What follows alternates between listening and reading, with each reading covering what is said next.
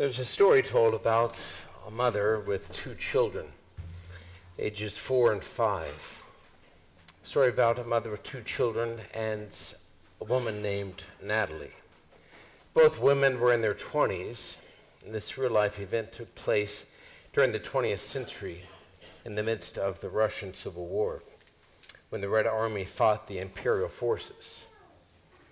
The father of the two children and husband of their mother was known to be part of the Imperial Army. The Red Army advanced into the village of the mother and her children. She fled her home and hid in an abandoned cottage. Natalie came one night and knocked on the mother's door, asking if she was so-and-so. The mother said yes. And Natalie told her that she was known to the Red Army who would come for her that night. She would be shot and must escape immediately. Looking at her children, the mother said, "How can I?" Natalie, a stranger, replied, "You can, because I will stay behind and call myself by your name when they come to fetch you." "But you will be shot," the mother said. "Yes," Natalie replied, "but I have no children." And she stayed behind. The Russian archbishop who told this story reflected, "We can imagine what happened then. We can see the night coming, wrapping in darkness and gloom and cold and damp this cottage. We can see there a woman who is waiting for her death to come, and we can remember the Garden of Gethsemane. We can imagine Natalie asking that this cup should pass her by and being met like Christ by divine silence. We can imagine her turning in intention towards those who might have supported her, but who were out of reach. The disciples of Christ slept, and she could turn to no one without betraying. We can imagine that more than once she prayed that at least her sacrifice should not be in vain. Natalie probably asked herself more than once what would happen to the mother and the children when she was dead. And there was no reply except the word of Christ. No one has greater love than he who lays down his life for his friend. Probably she thought more than once that in 1 minute she could be secure. It was enough to open the door, and the moment she was in the street, she no longer was that woman. She became herself again.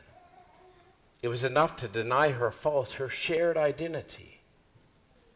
But she died, shot.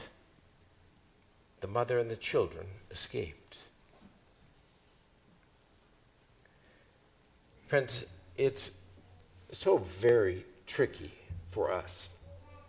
It's especially tricky for a priest.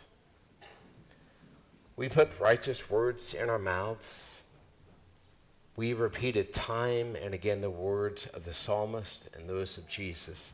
my God, why have you abandoned me? The dogs are round me, as though we were the ones who hung there on the cross." And shoot, the priest even gets to play Jesus' part year after year. Righteous words, pious actions. It's so tricky, especially with our proclivity to intellectualize our faith, as though it's just an idea, an abstraction, a consideration with no real cost. But it cost Jesus. It cost him everything. And later, the apostles too. It cost them. Does it cost you? Christ, who is rich, became poor for your sake, that you might be truly loved. Does it cost you to be a neighbor of the gospel, to be a friend like Christ was our friend, to drink of his cup? When I run across these real-life stories, such as I shared, I feel like I only dabble in religion. protecting myself from its true cost while distancing myself from its true blessings.